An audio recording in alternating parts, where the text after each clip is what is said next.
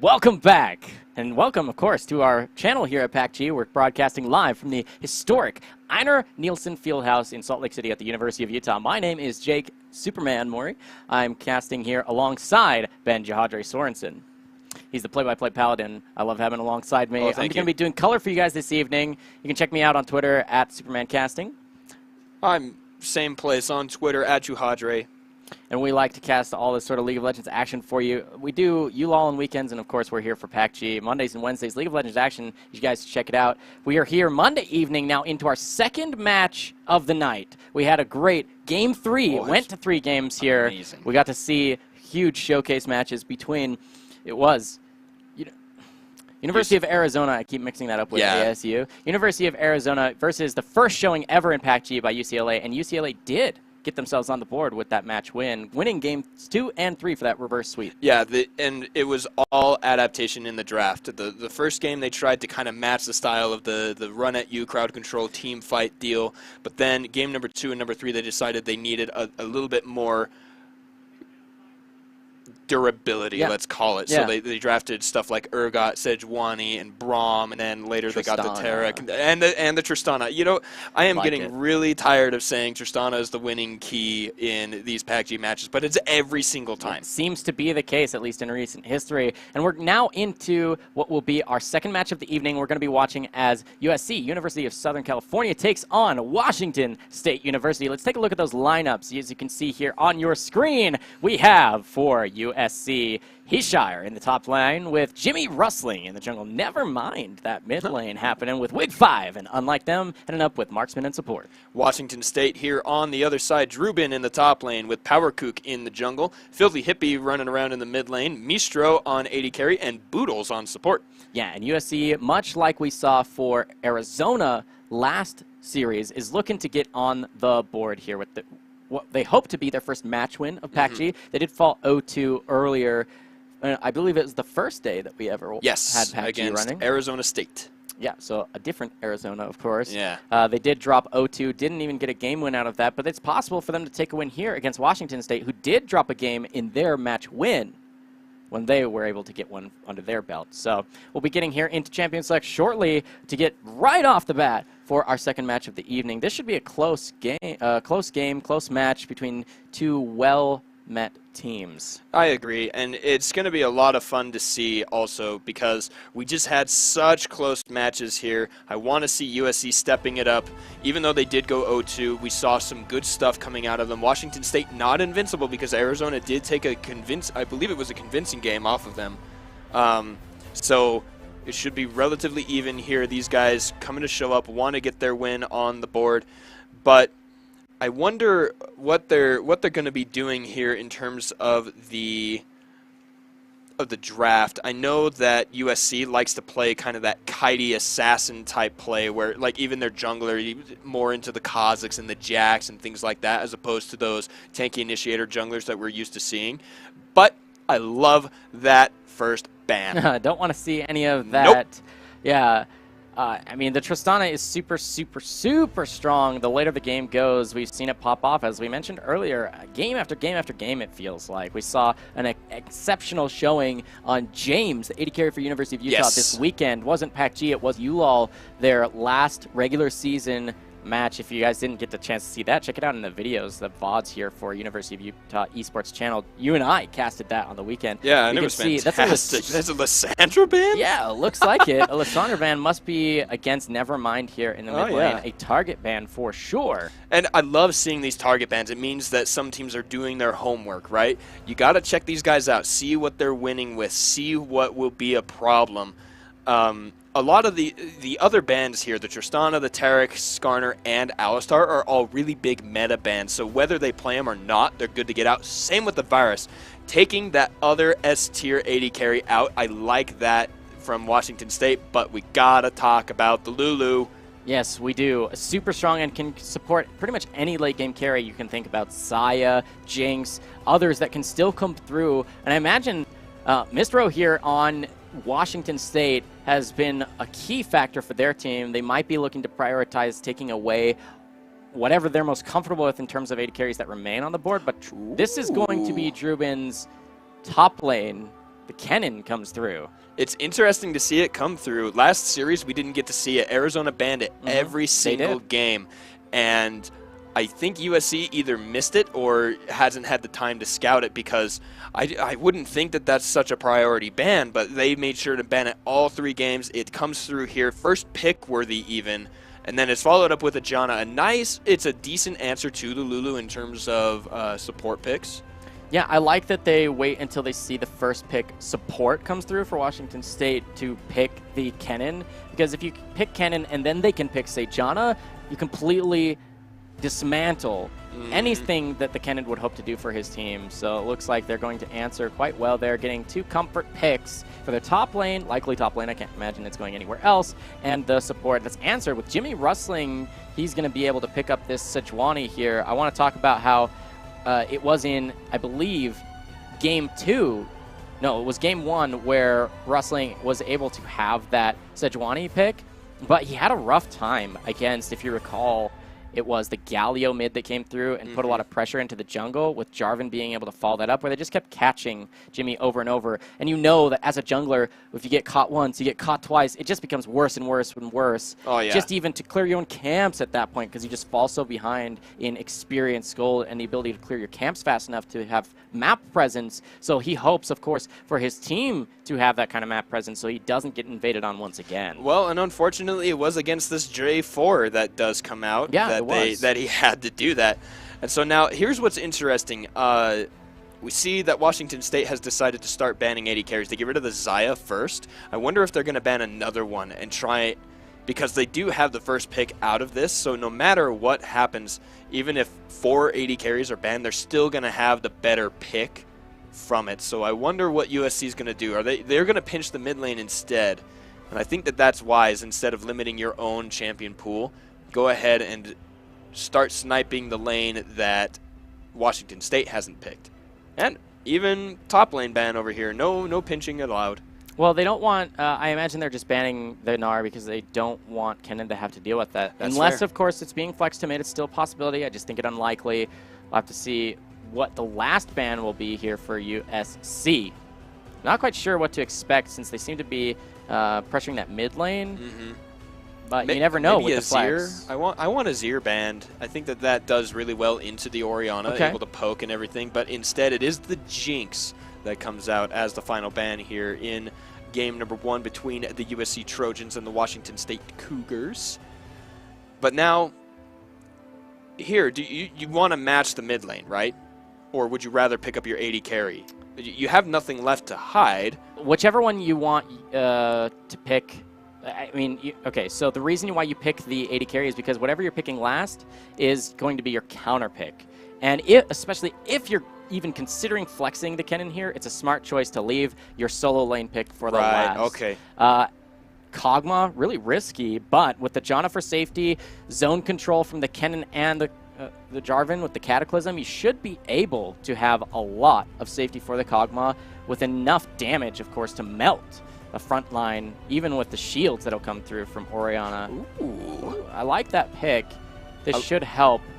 You don't really want to toss in a Lulu, but you can keep her safe for her to position aggressively enough to keep the front line as healthy as possible. Yeah. We'll have to see how this comes through. That's the full completed now draft for USC. This will be mid lane, or perhaps flexing that Kennen around a top lane pick to answer. The solo lanes now being Orianna and Sion as mid and top respectively. I think that you do send the Kennen up top. I think you'll do okay into the Sion. You know, able to dodge out with that E. It gives you movement speed. You can dodge out the Roar of the Slayer, and then if you can get close and land that stun, you know, empowered auto attack Q, W, and you will instantly get the stun, stop any further aggression there. But then it's actually the Victor that comes out against the Orianna, and we saw this exact matchup on Saturday in the ULO match. Yes. And it was mostly to keep Orianna in the lane. Yeah, for whatever reason, it's once again a University of Utah player that we were talking about there with the. It was Kenya who subbed in and ended up picking in Game 3 the Pocket Victor. And honestly, I thought it was really cool that he built this like bruiser gauntlet build for the front line kind of reposition and fighter Victor that we're not used to seeing in previous competitive play in any sort of Victor history. Normally you see like the front end burst with the Ludens, the Lichbane even, if you're going for a Sheen item, but I liked the choice. We'll see if he decides to go with a similar build path here, Filthy Hippie. I think he should, because even on the dive a couple weeks ago when they were talking about the buffs, they mentioned a high challenger player in the solo queue who does play Victor. He's a Victor main, and he does that exact thing, getting the gauntlet, doing those kind of things. I think that everyone should try and match that build because it has proven effective, right? You want to be inside the fight. You want to be in the middle of it all, dealing the damage, making sure that you are using that movement speed to reposition. You have a lot of damage around you. And so I think it is a really good pick, especially into the Orianna, who has not quite a passive lane, but it wants to stay in the lane and then roam after a push. Victor able to match the push and follow the roam or get one off earlier.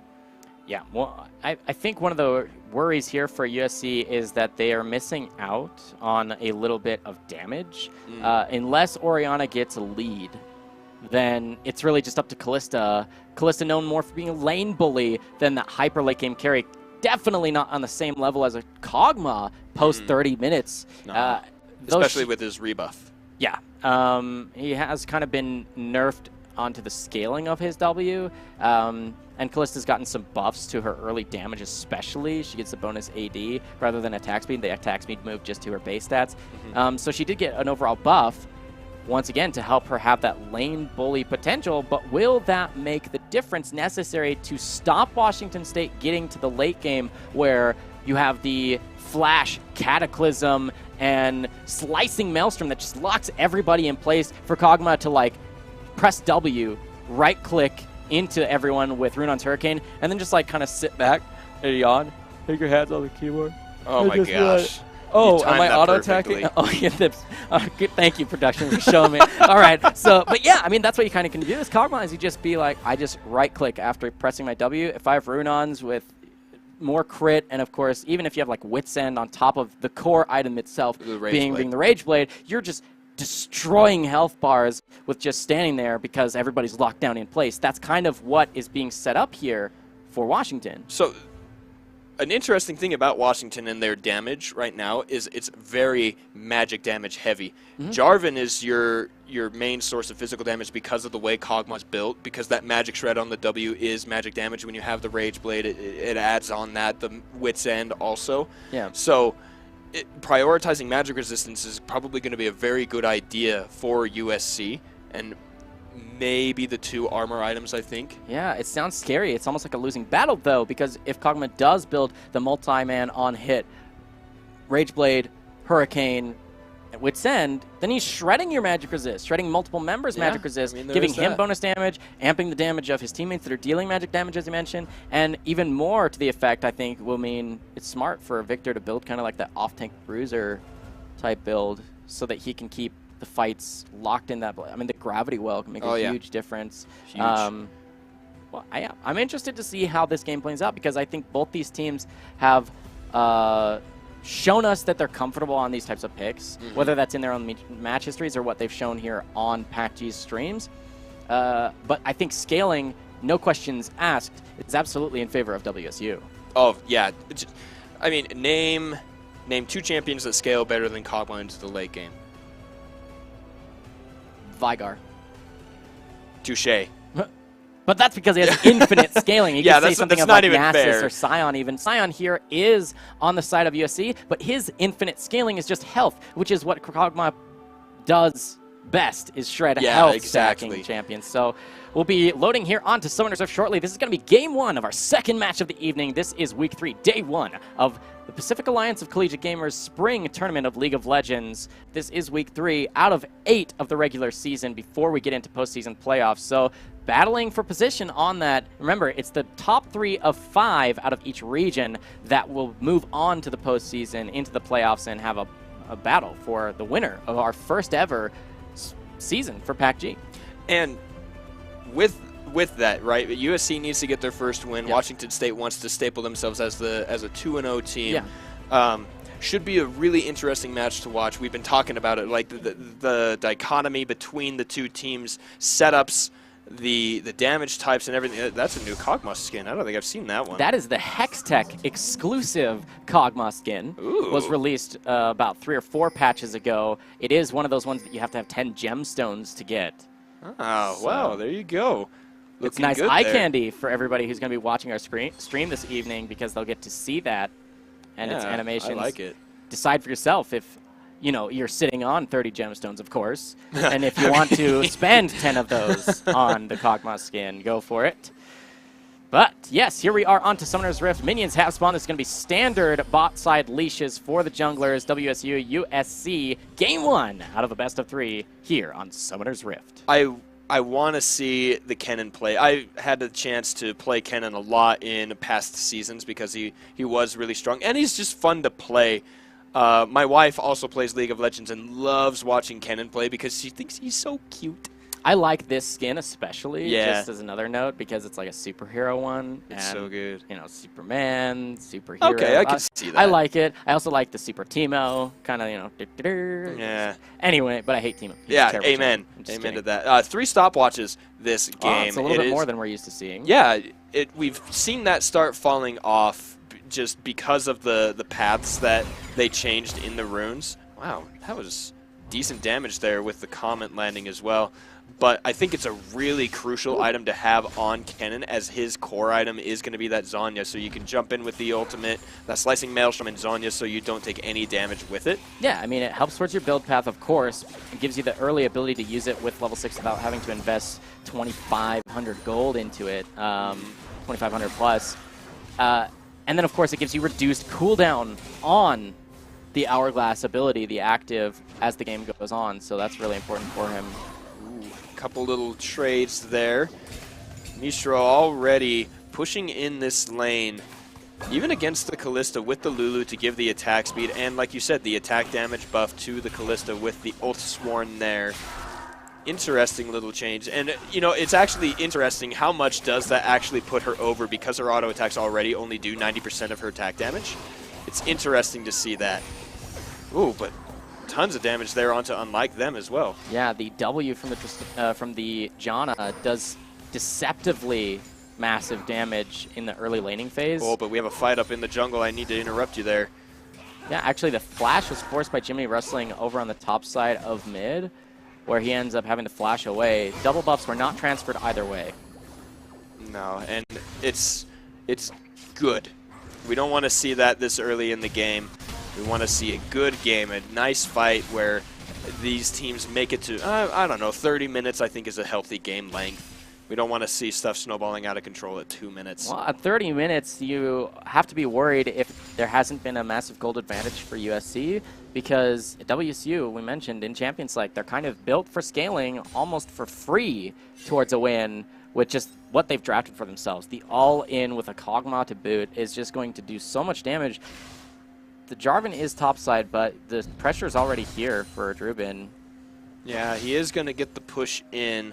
I think it was a wise path here to go up, just to be able to get to your Krugs there. And if you were in position for a gank, PowerKook showing he is very good at those ganks, giving a lot of pressure last time we saw him on Summoner's Rift. But just going to farm out his Krugs, maybe go back after that, finish up his item. It looks like he's out of charges on that potion. Time to go home. Yep, want to stay safe too. We'll see. Taking stock across, it looks like there's just the smallest of leads in the top lane for that Kennen, who has that range versus melee advantage. And this should be a little bit more of an advantage in bottom lane now too for WSU, because the Kalista will have to return to base, heal back up, gets a Vamp Scepter to remain healthy in lane, but you can see this is going to be a huge wave crashing at the turret that will just be soaked in experience by Unlike Them here on support. And it's interesting, the same thing happened in a pro game. Someone was like, well, they just got a random Vamp Scepter, but it's to help build into the Blade of the Ruined King first. And which is a fantastic item on Kalista, because you're going to be attacking and stacking and trying to deal all the percent, especially, the Hurricane finally gained popularity when Kalista was released, so you could rend multiple targets. being able to do that and have the hit point shred from the Blade of the Ruined King, very, very strong. Ooh, this is the skill shot. Yeah, you can see this is just in favor of the Kennen when he can abuse the range. But good on Heshire here for being able to keep those CS numbers really close. That's really important for him so that he can hit, of course, get gold. That's an important part of laning in League of Legends. But more importantly, so that you don't just get way behind a damage threat. Because if you fall way behind the Kennen, it'll become harder and harder and harder to take those fights. Ooh, speaking nice of fights, that is the knock-up missed on Unlike Them, but there's a slow from Boodles. All the attacks onto Unlike Them from Mistro. Very good gank there, burning both flashes, and it looks like the Summoner heal was burned earlier. Yeah, it was down already before she had to phase. You can see there is the fight in the top lane. Oh, a lot of damage there. Heshire needs to be careful. He flashes away. Flash burn to get away from the Q. And first blood for Drubin, but he needs to be careful. Heshire is going to deal a lot of damage if he gets close enough. He does not. Jimmy Rustling is there. He got hit by the turret. He gets hit by the Chilling Smite. One auto attack, and Jimmy Rustling does get revenge for his top laner. No assist gold goes over to Heshire. That's got to hurt because that would just be essentially 200 free gold that would go over to USC to try and answer that, but it ends up just being the 300 base of that kill. That's really unfortunate, especially for Heshire, because he doesn't get anything out of it. He just loses that.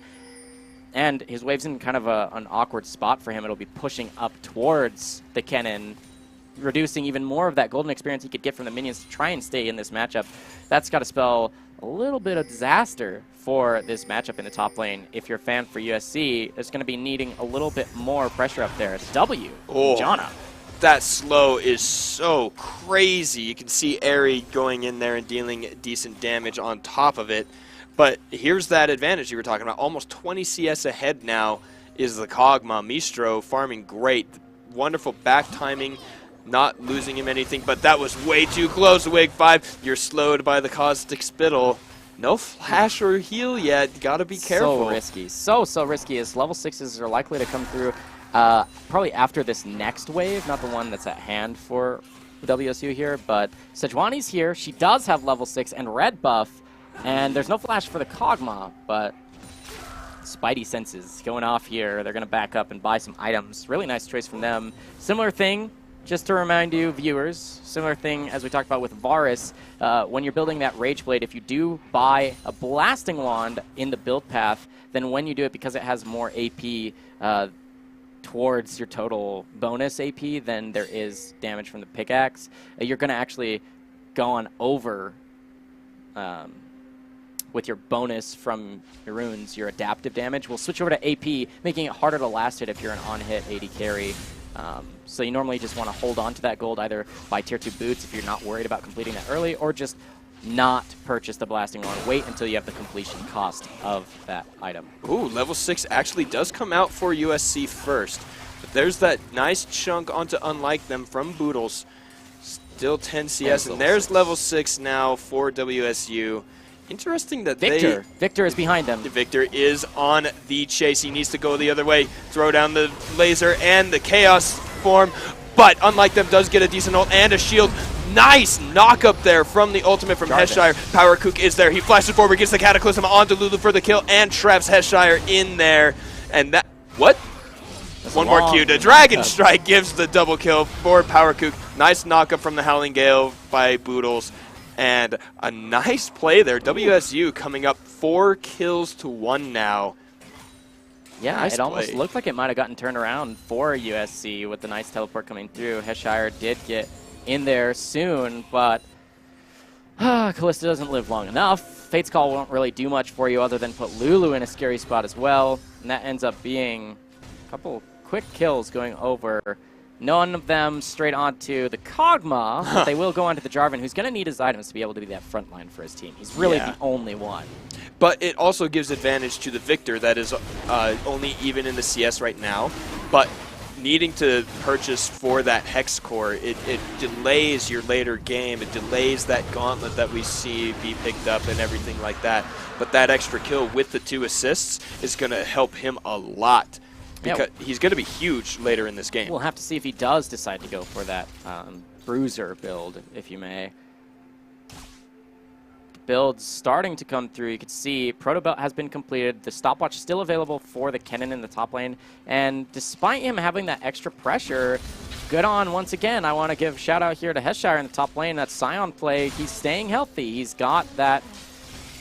He's got the Spectre Skull to keep him healthy when he takes a little bit of poke, but he's doing a good job staying up in farm. Like, he's staying close, not falling behind every single wave, and so that's really important because you've got to be that beefy front line if you are hoping that Kalista does the damage to try and match when you're already on your back foot against WSU. Yeah, for sure. And, you know, the 0-2-0, or the 0-2-0, you can't mix the two, it makes people sad. Record here, he is only 5 CS down, but the 0-2-0 on the Scion means that despite being 2 deaths to only the 1 bite from Drubin, he is doing very, very well. Like you said, the great credit to him keeping up in the ranged versus melee and having an extra death. It's doing phenomenal. I love watching stuff like that. So the idea here for USC is, as they've been trying to do, try and spot out the Jarvan. Make sure you don't get any more, he doesn't get any more good ganks off, and try and have multiple members show up to wherever you think you can get something. Right now, I think that has to be either mid lane or a bottom lane. Mid lane, Victor doesn't have flash. Bottom lane, Kog'Maw, relatively immobile, should be able to lock him down. Or even catching the Janna right off the bat can be a good way to go about it so that she dies before, say, she can Howling Gale disengage or use her Maelstrom to back out.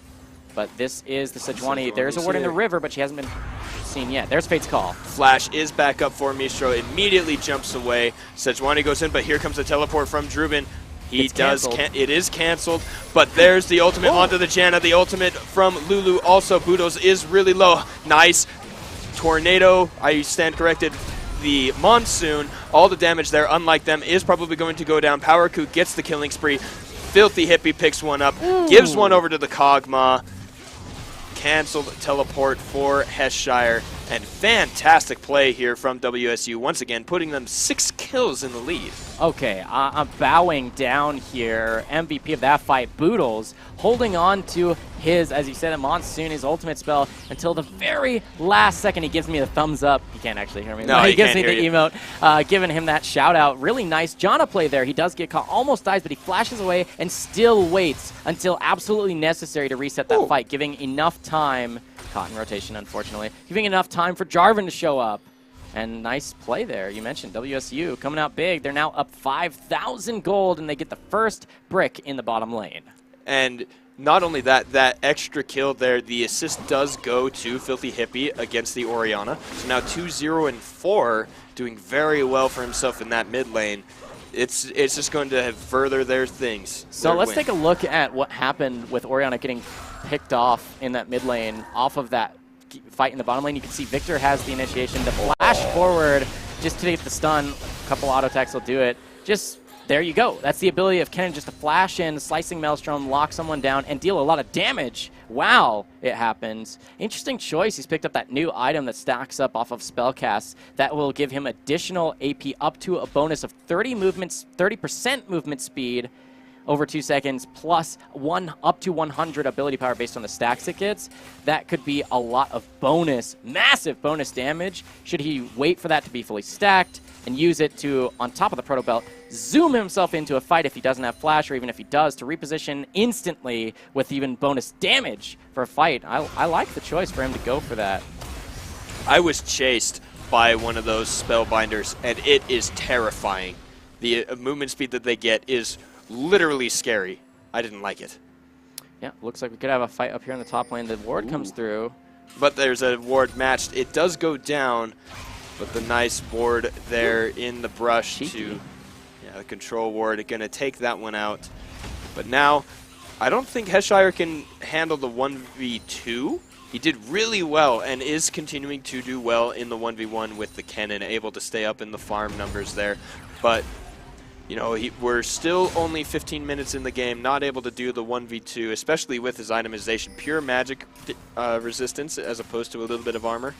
Yeah, and they're a few seconds behind on these lane assignments. You can see now the bottom lane shows up to match the 2v2, And finally, the recall for Headshire. He's going to try and match that cannon once again. You can see those waves crashing on the turret.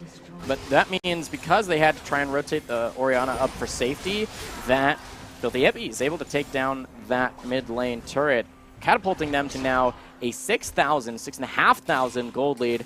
And they've got full control of this area. Jarvan and Victor are on the flank here. Not a lot of vision in the river. You can see there comes the ward. They psyched each other out. They saw the gank coming. Didn't want to go through the jungle because they knew that control ward is up in that tribe rush. But I think that might have been a better path. Get the full pincer. There's nowhere they can go at that point, especially with Jarvan having that. Oh my gosh. Ooh, that's gotta hurt. Poor Jana. Attack and throw some dissonance into WSU's plans. Never mind.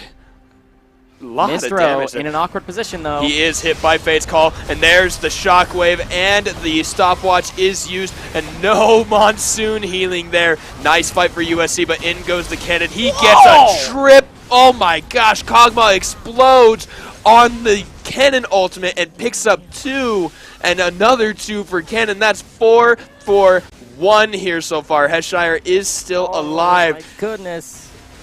It's hard to watch.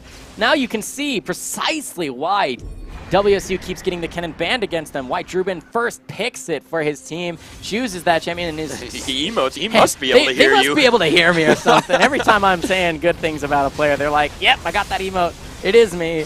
Yes, that cannon shows up huge, locking people down into perfect AoE area for the Acathian surprise. The Kog'Maw Mistro ends up getting his own kill credits on those despite dying on the front end of that fight. Nice use of the stopwatch, by the way, giving credit over there to Mistro. He dodges out the last bit there, survives for a little bit while longer to give the time for his teammates to show up and lock people in place.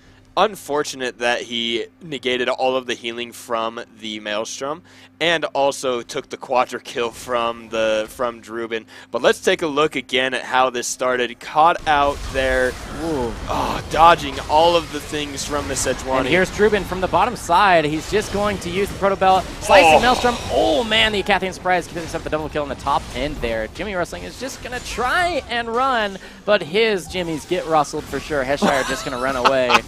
Flash over the wall, not going to get locked down any further. He's tanky enough to get out relatively scot-free. Man, what a fight, though. You can see the team fight potential. We're approaching 20 minutes only, but with the gold lead this massive... That is a decent slow, and the ulti, the flash burn from Mistro, as well as the summoner heal. Both summoner spells down. Drubin does have his ultimate back up. That's the first of the passive there to get the Mark of the Storm onto Orianna. That W passive is very, very strong. But now there are 3 members of USC there. They're going to take the turret anyway. Will he go forward with it? He is polymorphed. He is in a bad spot. Sejuani does get a great ult onto Boodles. Nice disengage. I mean, a nice aimed ultimate with the Glacial Prison, but what does it net them? Nothing. And Drubin just waits out. That Polymorph chooses not to use his ultimate. And now they have all those spells available. Well, now they're down that spell, the Glacial Prison from the Sejuani, a key spell to hopefully create the space and or catch potential onto a priority member. You can see Victor just pushing. That means WSU says we can just play a little bit further back. You can see that they're willing to take a little bit of a fight and kind of poke down and play a little bit further forward because they know that there's no available Glacial Prison. But they're willing to just play safe and wait it out, clear the waves, because they know that there's pressure on the bottom side here from Filthy Hippie. Definitely. Using your team. This League of Legends is a team game. As ahead as Drubin is, and as great as PowerKook is at setting up the ganks, it's all about the team play. They're getting everybody where they need them to be, getting the split push, especially in a favorable matchup like we've seen this Victor be into the Orianna. And they're just going to sit here and siege. Look at the mid lane. It's going to be in WSU's favor, and they have everywhere to go. Looks like they're just going to reset here. Double Ocean gives them the choice to stay. Should I stay or should I go? And they decide. Clash. Yeah, they decide collectively to reset, try and clear out some vision. Drubin doing work for his team. Honestly, MVP thus far. The whole team doing well. 12-2, so not quite a perfect match because other than those 2 deaths, they have all turrets, all dragons, and a ton more kills. And they're up in CS all but top lane, so or support, but Yeah, well, come on, Boodles. get with the program. Steal some CS. Use that W in Howling Gale. You just robbed the CS. I Yeah, love use it. your Zephyr to take the cannon. All right, they're looking to fight over a vision now that the resets have come through. You can see there's 2 core items completed here on the Kog'Maw, and he has red buff on top of it. That means you're going to have on-hit true damage burn on up to 3 members if you can get that Runeon's Hurricane to be hitting champions only. Well, and, you know, the great engage from USC in the last fight made it so that Kog'Maw couldn't do that, right? And so I think that they're going to want to set that up almost the exact same. Get Scion in the back there to disrupt and chain it with the Sejuani ultimate. Maybe a good shockwave from Orianna as well.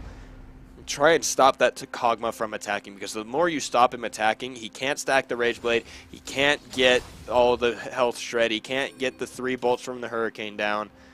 Oh, they get the catch right onto Sejuani as soon as she comes around the corner. That means they're going to start off the Baron. Oh, yeah. No reason not to. No ultimates were used, minus probably the... Ouch. Wow, yeah, very, very strong there. Not healthy on the...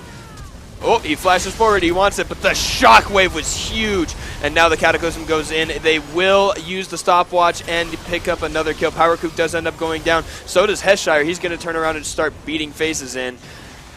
He will not pick up a kill there. Drubin a little too healthy, but another great fight for WSU. Though, well played by USU all in all to get at least a trade. Yeah, USC gets the nice shockwave from Nevermind, but other than deleting out the Janna, who's really, really squishy, it doesn't really set up that fight for victory. You can see it was a little awkward because Drubin had to use his Flash and Proto Belt to barely mostly be on just like Heshire and clip the edge of the Callista. Lucky for him that he did end up catching her out. Otherwise, it might have had things be turned around. But at the point, the gold lead is telling the difference. It's 11,000 in favor of WSU, and they can look to pick up now their 3rd dragon of this match. And remember, dragons are even more powerful now. Just their simple buffs of the elementals alone aren't the big deal, but that they make that much more of a difference. Let's take a look at how that fight played out near the Baron pit, as we'll go to that replay. You can see Drubin starts off with the Proto Belt and Flash to get where he is, and then just kind of has to walk forward, does get the clip, but you saw that shockwave just do work. Cataclysm puts Power Kook in a scary spot, and he will fall, I believe, to Nevermind and Heshire. But you can see they're the only 2 people left, and they have to run. Heshire takes the last bit. His zombie form's going to try and turn around, but a very quick fight with Mistro, even without his Janna, can still put out so much damage. 5-1-5 on this Kog'Maw. Being able to DPS from the back line, and the burst on the front line from Drubin, starring here on Kennen with the Ninja Stars. It is beautiful to watch that. He has picked up the Morellonomicon. That is a 3rd Ocean Drake. I think that's 12% max hit points and mana being regenerated per 5 seconds. Yeah, that's massive, essentially. Like, imagine if you only have, like, your Janna here. If you're Janna and you only have about 1,200 hit points, then you're getting, like, 100 hit points every 5 seconds. That's a lot. It's pretty close. It's like a Warmogs for you, right? 20 health per second, which is 2. Essentially is 2 mana per health potions. Looks like Filthy Hippie almost goes down, but Orianna does instead. Power Kook has a lot of damage. I was just looking at his inventory. He doesn't have any tanky stats, but he's got a lot of damage. And now there's a stun from Drubin. He does take down the Callista. Unlike them, is going to be the next target. Woo! He gets the nice shuriken to pick up that kill. They jump it forward to stop Heshire from being as far away as possible, and there is the ace in favor of Washington State University, doing so much in this game. They've already taken down the turret. That means they're going to take an inhibitor without any further resistance. Yep, full damage. Jarvan gives his life and will fall. They take out the inhibitor, break the base open. Can they do better? I don't don't think really they can. have they a have tank. no hit points. Janna has Maelstrom, or excuse me, has yeah, that's the Maelstrom. You can use it. It's not Maelstrom. What's the name? I should know this. No, it is Maelstrom. Is it? The ultimate is Maelstrom. Oh, okay. Yep.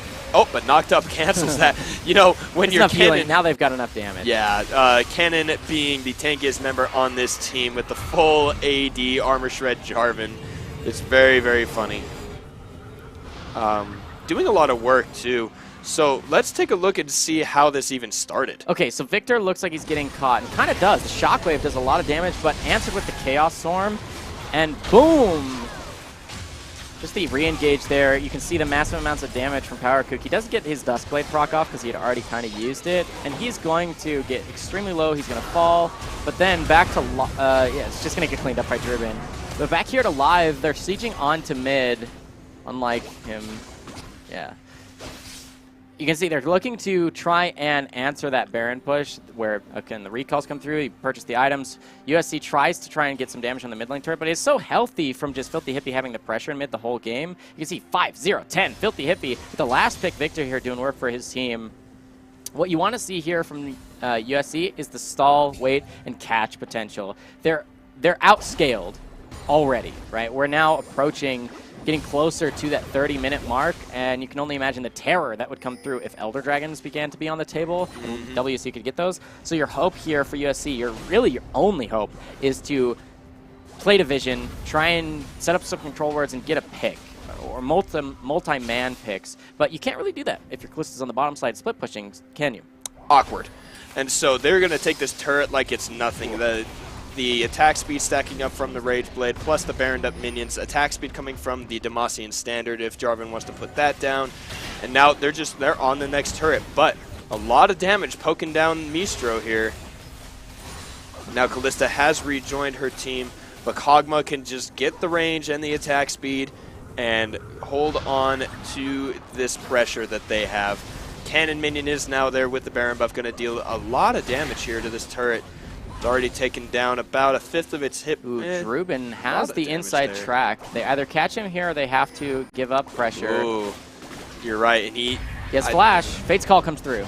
Fate's Call does knock him up. He pops the Maelstrom early. He does end up getting the stuns and one. It is a 1-for-1, but the hit points are so low. That's the Cataclysm in for the Jarvan and the laser from the Victor. And now a Shockwave does stop any further aggression for a moment, but the Maelstrom there going to heal everybody up. Kennen the only one down. They have the damage and the items to go ahead and finish off this game. Game number 1 going to be done in less than 28 minutes, 6-24. WSU dominating game number 1. Yeah, and if it hadn't have been for those 6 deaths, it would have been a perfect game. 3 dragons, 8 turrets to 0. Really well played. Washington State putting on a clinic here. Every lane essentially winning. Drubin telling you, please, ban Kennen against me because you make the game too easy. Right? That's essentially what happened. I'm just bored here. I have a range versus melee matchup. I'm winning 1v1. What do you want from me? Oh, you want a slicing Maelstrom onto 5 players? I can bring that to you. And then, of course, he does that over and over and over again, getting the win on the team fights, even when it looked like some good picks were happening for Southern California. Like, they were able to get the Kog'Maw a couple times. But that doesn't matter if everybody just instantly dies afterwards. Yeah, and the fact that he can activate this stun with the W, you know, you see 2 procs of that Mark of the Storm from your ultimate. Even, you know what, if you do it as the second one, because the Maelstrom will hit each champion 3 different times. So you go 1, W, and then the third one will be the stun. Yep. That quick, stopping all further damage in that team fight. Fantastic play out of the Kennen. Yeah, you have to ban the Kennen. If you're not going to ban it, then you have to have a plan for it. Yeah. Like a plan that is specifically set for it. And honestly, the higher into competitive play you get, it's like, not just a theory-crafted ban. You want to have played it in a few scrims and tried it out and made sure that whatever your plan is actually does work against the Kennen. If you're going to leave it open,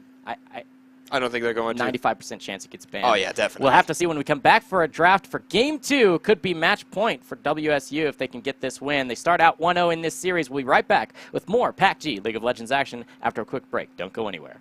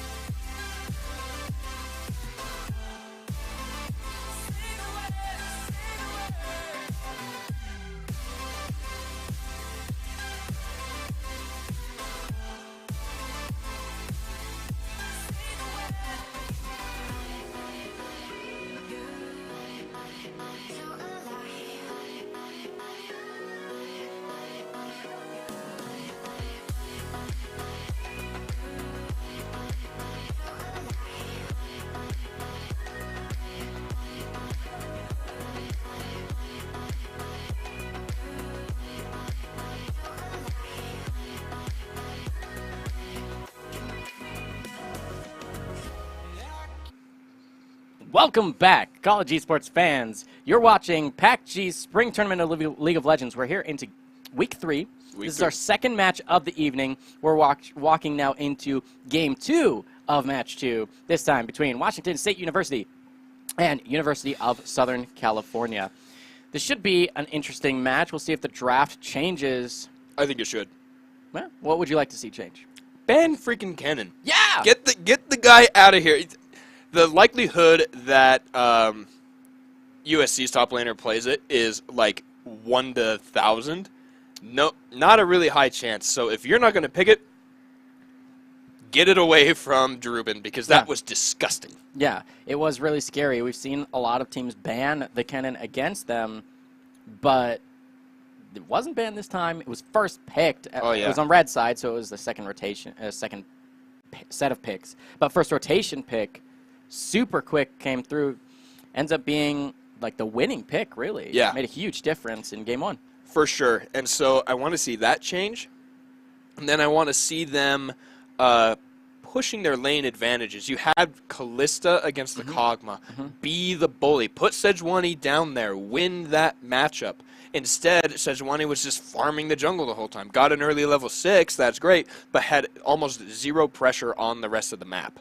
Yeah, a little quiet. Not like useless. She tried to show up in places, but it seemed that whenever she showed up, it was like there wasn't any sort of possibility. Either she gets seen by a ward because the vision is there for Washington, or they just, unfortunately, don't have the health bars or the resources available to take those fights, even if Sejuani's in position. Yeah. And what was most surprising to me, was that in the bottom lane, the Janna plus Kog'Maw was bullying heavily.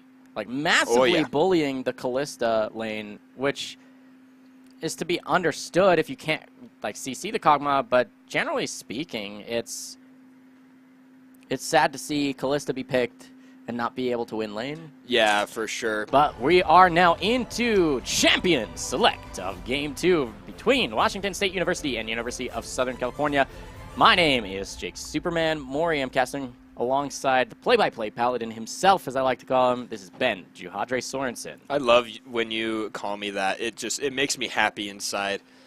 I love it. But now, Washington State going with that Taric ban first again. I want to see the Cannon ban. You know what?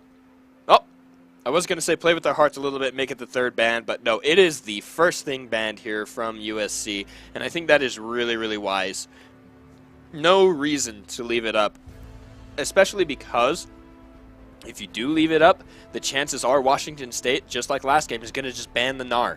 I think that would be one of the matchups you could take into the Kennen, able to hop away when Kennen jumps in range with the boomerang and the auto attacks and everything like that. Maybe a Jace would be okay, but instead just get rid of it. Don't try and find something. Lysandra ban again, so Washington State keeping on that one, not wanting to let that pick through. Janna and Tristana rounding out this little bit. Yeah, a couple of bottom lane bans for Washington State. There's the Janna band away from Boodles. He had a good performance on it. I mentioned he was like an MVP of one of the fights. Oh, yeah. For sure. Shout out to all you Janna fans out there. Woo. Not going to see it in this game, though. It does get banned away. That's going to be the last ban. Skarner is banned away, so now just the one jungler. Yeah, I imagine either Varus comes through or you look for that Kalista if you want to play that, but I didn't see it as pressure. So the Varus is the next highest in line. He comes through. No Kog'Maw necessarily, although USC could try it out. It's not necessarily unplayable. It does look like Xayah is the answer here to the Varus, and I still like that. Now, are they going to lock in the Rakan is the biggest question. Lulu is actually very good as well. It'll be interesting to see. Or do they allow that option over to Washington State? Because if they don't pick the Lulu, that means that is what Washington State is going to pick up. But it is a Zac lock-in instead. This might be a really good idea because like you said, the Sejuani not so great when they played against ASU. Not so great here in the Washington State game. So maybe Zac will be a little bit more effective of a jungler. You know, the elastic slingshot, better engage, range, and being a little bit more durable, just stacking more hit points. But then again, PowerKook on the Jarvan, one of his best champions as well. Yep, we've seen him have a lot of early pressure. We talked in his earlier matches when we've seen him play earlier in PACG that PowerKook, specifically on this Jarvan, wins early game easily. For whatever reason, he's practiced enough, his team knows well enough that he's going to be where he wants to be, and he sets the tempo really quickly early game on this Jarvan pick, so I like seeing that come through. The answer to the Orion is going to be the Malzahar as we enter our second ban phase, and it just really comes down to where is the pressure going to be with the second round of bans? Will it be more onto the top lane, because neither one of these teams have picked that yet? Or will it be support bans against either teams? Because both of them already have their mid, jungle, and AD carry. The Lulu's still on the table, as is, I want to say, Taric is a huge pick. Alistar, Alistar as a frontline initiation. Going down the line, you're going to have like Rom, maybe even Tom Kench. Yeah, Tom Kench, Karma, other shield healers. I don't think you'd see a Soraka when you have this much engaged. No. Right? It's a little scary, but we'll have to see where this goes. I like the Alistar ban, though. Okay, yep. Looks like the support is going to be that focus. Yeah, really, really powerful pick there. Just how durable Alistar is, how much crowd control he has. Like you said, there's the Tahm Kench, there's the Braum. Rakan, though, is still on the table. The last ban here for Washington State is available. It's either Rakan or Lulu, and one of those is going to go over to USC, you imagine. Yeah, I'm pretty sure they're going to lock in the Rakan now here on USC, because we do see the Lulu come through as the final ban from Washington State. And that seems so interesting to me. Is it that because that means that they're going to need to lock in a top lane tank if they're not going to have someone durable in their bot lane as well. Maybe I think Thresh gets a lot of armor from the soul, so you can build some hit points and the defense up, or you can just go Leona, who is also a very strong, engaged, tanky support. A lot stronger in lane, I want to say. Less strong in late game, but should do the work there. And the cool thing about Leona and Xayah is Xayah can very quickly follow up that. Of course, there's a lot more synergies that are already built into the Xayah Rakan, but Leona really strong too, and a lot faster at those lane initiations, and scarier, I think, to deal with. I can agree, and so I think the answer here, the Thresh, is a decent answer, because while she's going in with that Zenith Blade, you can get a Flay, try and knock her away so that the Sun Shield doesn't get the stun there. And the Sunlight passive, where your allies deal bonus damage after you've dealt damage from Leona, like you said, very easy for Xayah to capitalize on, because you don't even need to have the auto attack on the champion. You can attack the minion in front after casting a spell and hit him with a feather. So it's just really, really easy to be able to stack all of that. But the Jace against the Vladimir, it's an interesting set of picks there. A lot of damage in those lanes. You can see those rearranged picks here, so you can see the matchups on your screen. We're going to be getting a delay shortly just for that spectator delay before loading onto the Rift. But when we look at these matchups just for laning phase, Jarvan and Zac both clear very quickly, and they're very strong early. They have very good gank paths. They don't need a lot of gank assist from their laners. They just need more damage, essentially. Mid lane should be a farm fest. Yeah. You're really not going to see either of these guys looking to pressure the other out. Orianna has a little bit more ability to, I think, like try and harass, but it is risky every single time because you don't want the Nethergrass post level 6 to come through and then you just have Zac show up out of nowhere. And of course, early on, you don't want the I keep wanting to say Space Aids. Malefic Visions is the technical term. If you want to get technical. Oh, it's not even about technical. It's just that a nice thing to say. Yeah. Even on top of that, the command attack into Dissonance is only going to hit one of those half the time because of Malzahar's passive. Yeah. That spell shield is going to make it really easy to stay in the lane against the Orianna. Meaning you either have to maintain that aggression and not allow him to have his passive come back off cooldown, which means you're going to be playing aggressively and relatively risky, or you just sit back and it is a farm fest and you just hope for junglers to make the difference. But then again, it's very difficult to gank a Malzahar that has his passive up, so yeah, at some point you have to see Filthy be playing a little bit aggressive there. So that's mid lane. Bottom lane, though, I want to talk about this. I'm really excited for this 2v2 because, yes, the Leona's super aggressive, but Thresh here has the capability to nullify her engage and make Leona kind of sad. That Flay can actually interrupt the Zenith Blade, and if you can get that to happen and keep that distance, and then as soon as she says, oh, fine, I messed up, I don't get to go, then you hook her, and Death Sentence, it's called Death Sentence for a reason, you can turn that around. Ignites on both of these supports too, can show you how aggressive they actually want to be in the bottom lane. So the 2v2 can be pretty explosive either way. I think it really depends on the supports. Definitely. And so looking at Budos and unlike them to start setting up these plays, because that's the name of the game. That's why you want Alistar. Yeah. That's why you want Braum. That's why you want the speed up and the knock up from the likes of Lulu and Janna respectively, is so that you can start the fight for your carry to get it. I forgot how to speak English right there. To be able to get there and deal damage. That is what I wanted to say, yes. And it becomes that much harder when so many support bans came through. There were I think there were 3 on both sides. If I'm checking back, it's Tahm Kench, Alistar, and Janna were banned out on red side, and then Lulu, Braum, and Taric. Yeah, so 6 out of the 10 bans were on that support. Jeez. And still, 2 pretty good support picks come through. You definitely like these choices, because you know that Boodles likes to play the disengage type champions. Thresh can count as one of those. And then, of course, the opposite is true for Red Side, where Leona going to fill that role of frontline, initiation, start these fights when you want to start them and when you want to fight. And it's interesting that Leona hasn't had the resurgence that those other kind of tanky crowd control-y supports have.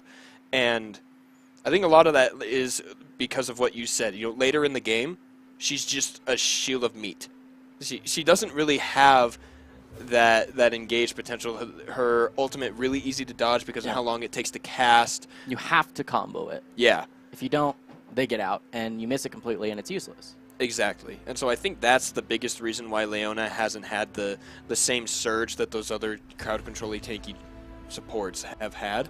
Yeah, what you kind of want to see from the Leona is roaming, I think, would be the biggest deal. Because unlike Malzahar, there's no passive spell shield on this Orianna. If Leona can get like Moby Boots or just like get a sneaky little roam to mid lane, that can make a huge difference. I mean, Nether Grasp already applies so much CC. If the damage is going to be there for the Malzahar, you just bring Leona to provide the CC and lock down even further. Even with a 3-man, you include the Zac in there, it's pretty much a guaranteed thing that post level 6 you're going to get a kill onto Orianna, even if she has Flash. She has no cleanse, and it's not on sealed spellbook, so she can't swap that teleport away.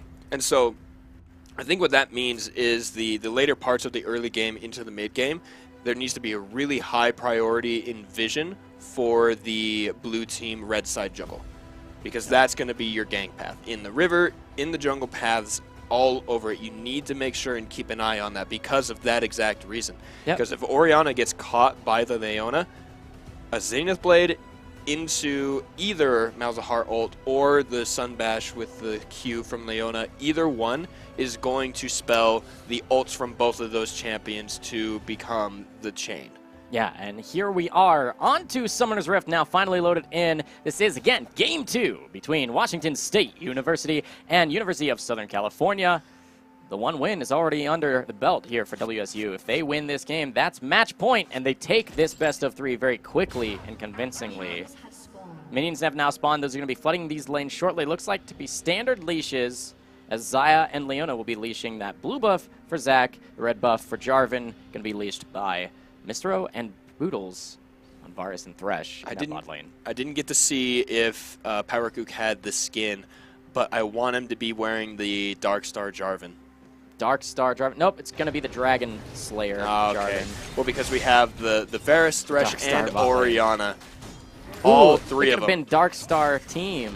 It could have been, except, you know, Vladimir, and I don't think actually the Jarvan one has been released yet. It has been in the concept and is announced, but I don't know that it's been fully released. Yeah, I was like, that's got to be a new one. I don't even remember it. But they're at least going to have that bot lane synergy. Playing a little forward, there's going to be some damage to trade for Nevermind. Those are the Malefic Visions, it's just being able to trade. Maxing that one is going to just continue the duration, and the amount of damage is going to deal very, very strong coming out of the Malzahar here. The unsealed spellbook for him, though, you have the teleport first, I think, to kind of shove the wave with your little minions, go back and get an early item, and then come right back to lane. What would you swap that for later on? It's kind of awkward, because normally if you're going to take unsealed spellbook for lane, you do what Vladimir's doing, where you take your aggressive combat summoner in lane, just in case you have the opportunity to maybe get a kill for yourself. And if you don't use it, it's still off cooldown, meaning when you swap it, you get an immediate teleport. Whereas Nevermind here is stuck with the teleport despite having unsealed spellbook. It's kind of awkward to have that available to you and then want to use it, but you can't swap it if you're going to use it. So you don't have the added safety or aggression of having, you know, either cleanse or ghost or ignite, of course, super aggressive, or even heal. To be able to swap one of those out. So you don't have that. I think it's just a little bit of a misplay. I can't really come up with an explanation that makes enough sense for the difference there. And so now we're looking here on the bottom lane. We were talking a lot about how this 2v2 is going to be going. And it is Varus and Thresh ahead here. First death sentence goes in. There is level 2 for everybody, but there's that exact interaction. The Flay knocking out the Zenith Blade dive in, and in favor of WSU for now. So the Thresh, a great lock in there against the Leona. Yeah, level 3 finally gets matched here. Ooh, death sentence lands.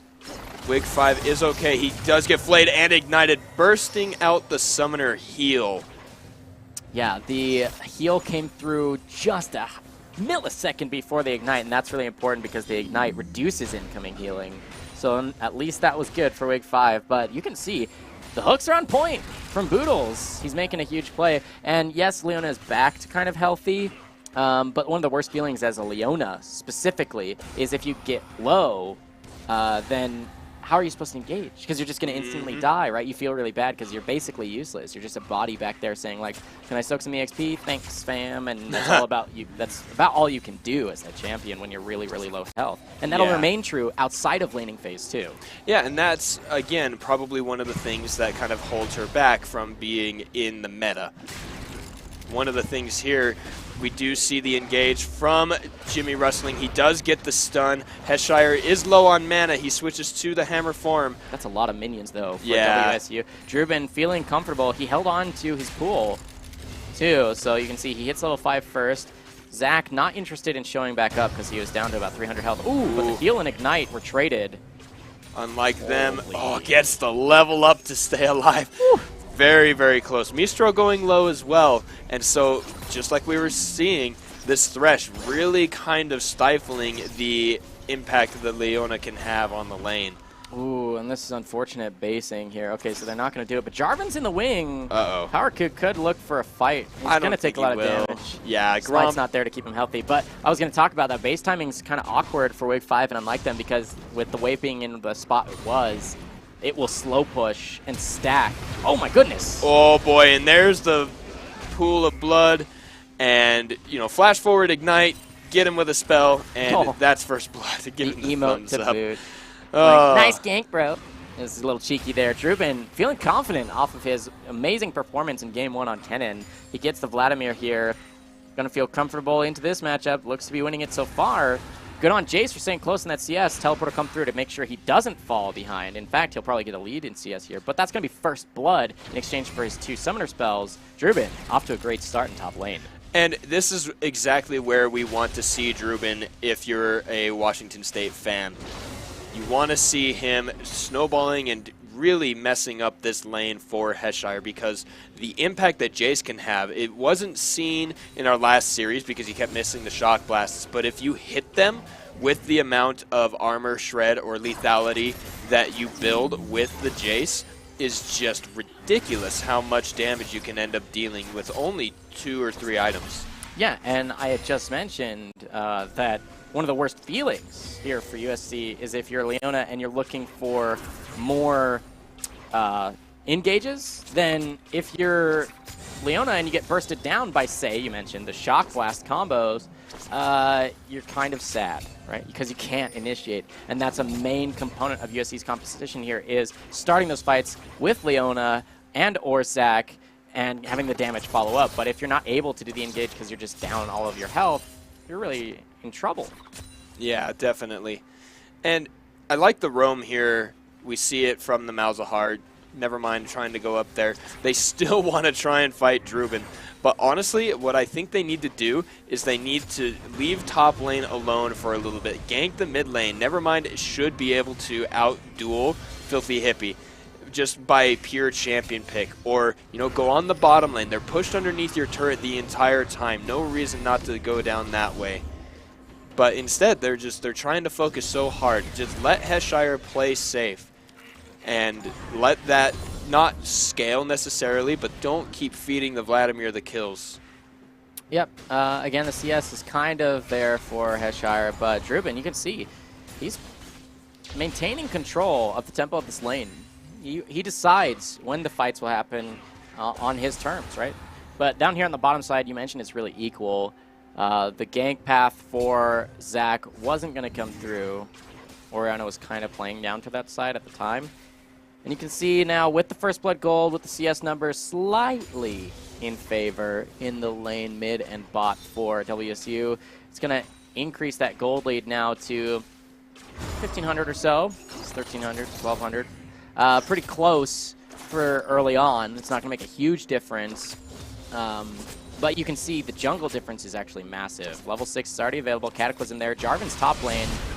Ooh, and there is the jump. Heshire is going to go low. PowerKook is taking a lot of damage. One more turret shot there. Wow. Goes very low. Zach, though. Double buff Zach with his passive. He might look to grab this kill. If he does, he needs to land this perfectly. PowerKook is the target here. He does take turret aggro. Smacked! Wow. Fantastic layering there. Jimmy Rustling doing a great job. Empowered Q going to heal up Drubin. Jimmy Rustling just going to absorb the XP there and go back. Well, that'll make up for that EXP difference. Whoop. He's going to cancel it, try and soak the EXP, or at least stay here for safety and dissuade further aggression onto that turret. Drubin there. You don't want that. Speaking of aggression, now the teleport is coming out from Drubin. The ultimates are out. No, it was Orianna that comes in. Nevermind is now there. He's going to get the kill there. The suppression down onto Orianna now, taking a lot of damage from the Malefic Visions. Nevermind is still pretty healthy, but not anymore. After that, Command Dissonance has to flash away. Whoa. And the triple buff on the Blight from Mistro takes him down. Filthy Hippie is pretty low. Jimmy Rustling doesn't want to continue. Yeah, he wanted to clean up like he did in top lane, but a little bit far behind.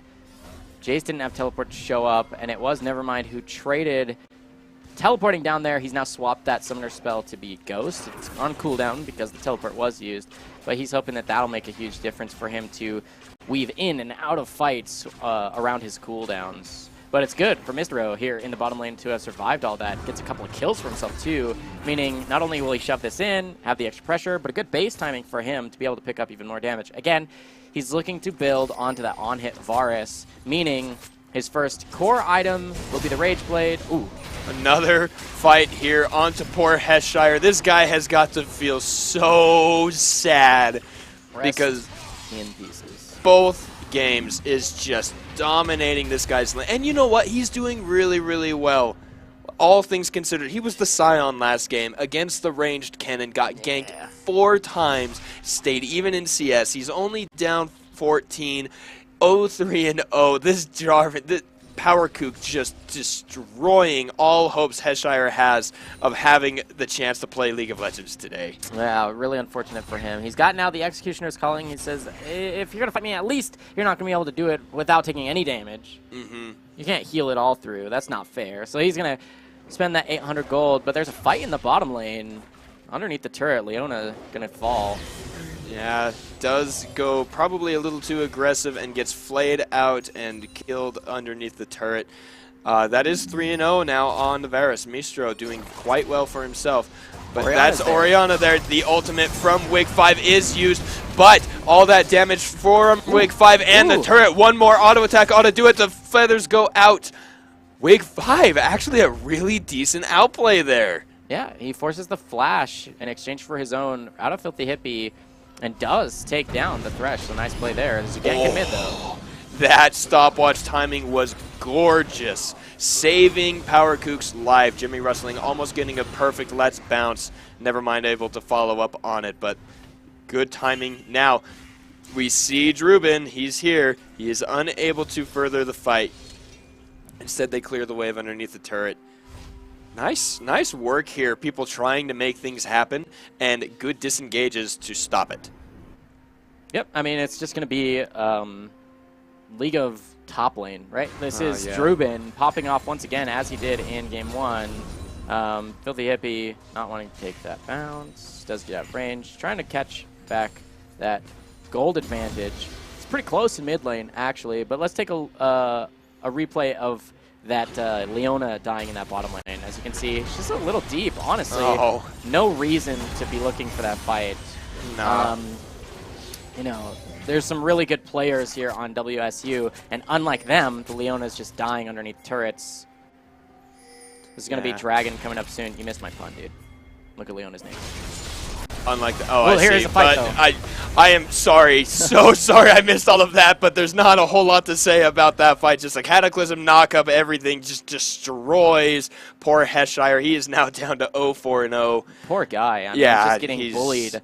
This is kind of what you saw from, it was C9's top laner Licorice, the new guy, right? And he came from the Challenger Series, got a lot of hype, and then he just got focused down, especially when C9, it was a couple weeks ago, they took on Echo Fox, and Hootie just bodied him in what was supposed to be a winning matchup, the Lucian versus Gangplank. But now, Nevermind is taken really low. He has to flash because he doesn't have his ultimate until just now. But one more auto attack, Nevermind secures a kill!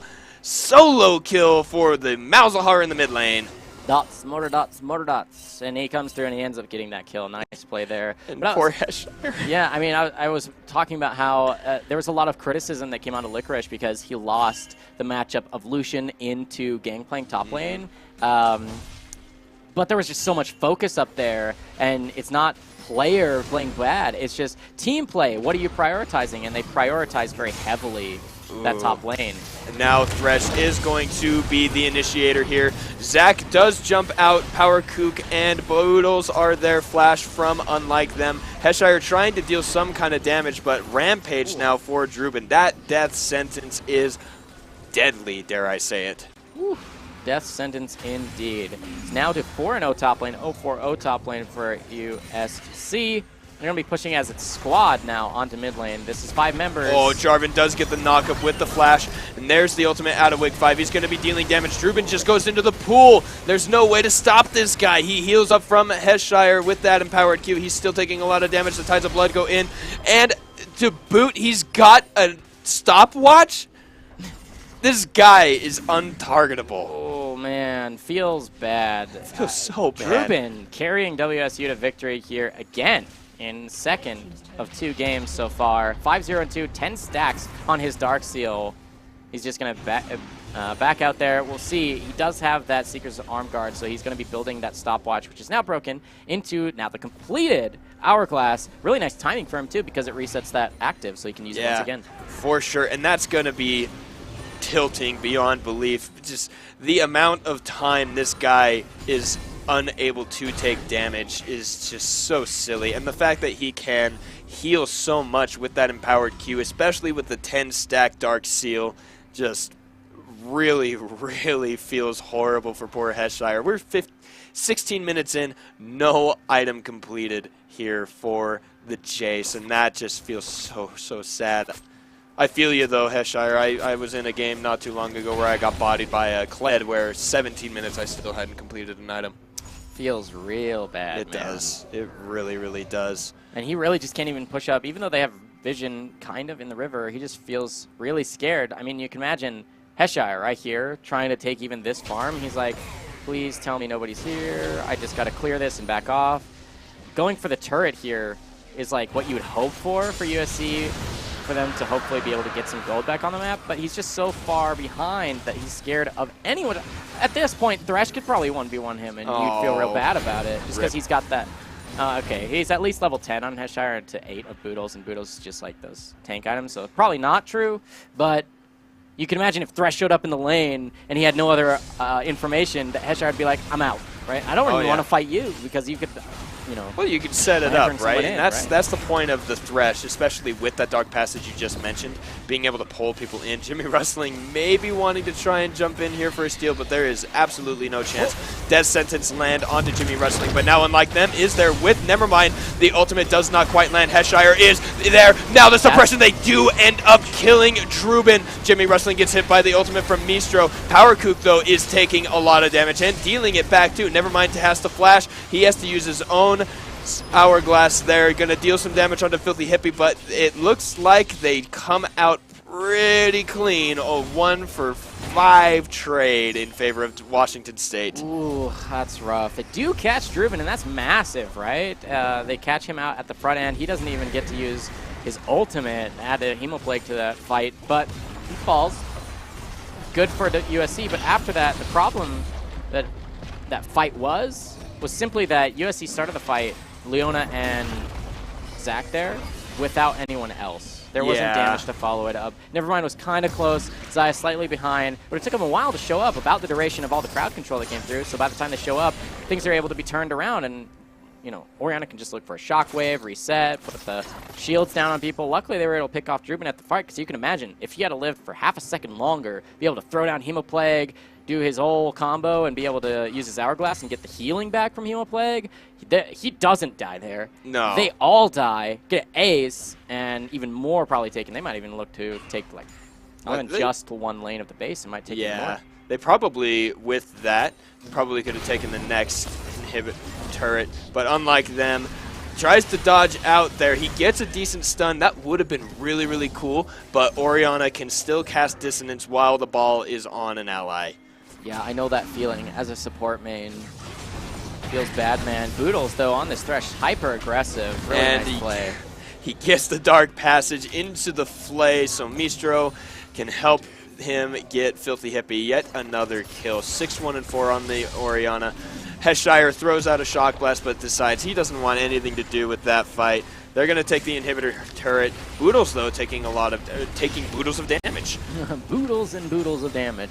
Boodles, indeed. And he does take it up just so that they can break the base. They're going to take the inhibitor and back right off. A little bit of slow from Nevermind, but I don't think you look for that fight without your jungler to initiate, and your support is only level 9. Of course, that's true of Thresh, too, but those are not enough items. Dark Passage into the blue buff. You can see Boodles just showing off his Thresh play here, and there's a huge wave bottom for Filthy Hippie to pick up, too. A lot is going right for Washington State. Yes. Just everything so far. The camping of the top lane, that's the biggest problem why Jace isn't very highly picked, is because it's not the bruiser fighter meta right now. It's about these picks like Vladimir that are sustainy and just tanky and still able to deal the damage. Too. AoE, healing, just every opportunity to use every single bit of damage from Vladimir's kit is there, where Heshire has to be so careful that he finally has that Ghost Blade completed, but so far has been pretty irrelevant in the team fights. And it feels so bad to say, but you know, the same can be said of all of these picks right now. Why Leona isn't in there, why Malzahar has also fallen out of favor a little bit, because his ultimate is strong, but it only neutralizes one target. Yeah. It's really scary here, honestly, for USC to contest any neutral objective. You can see 2 levels up here for PowerKook, meaning his smite is massively stronger than Jimmy Rustling. Jimmy Rustling, 60% health before this fight even starts, and they don't even have vision of the pit. There's the teleport going to come through, give him a slight bit of vision. So this is the Jet, but a great ult from Leona, but then the Hemoplague deals a bunch of damage. Jimmy Rustling does start off the fight. Heshire almost gets a kill on the Filthy Hippie, and now Nevermind is literally all alone. It is a 1 for 4, and make that a 1 for 5. That silence almost took Druben down. Oh man, Druben just takes the entire back line down there.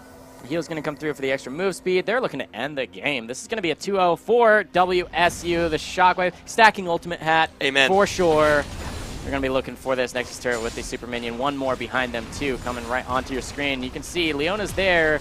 But will she decide to 0-6 it? Maybe, maybe not. Now Zach is here. Jace too. Zaya. I don't think they can take this fight. They can't. And there is Druben. He is almost dead. He heals so much. There's the flash down onto Druben. They just can't fight him.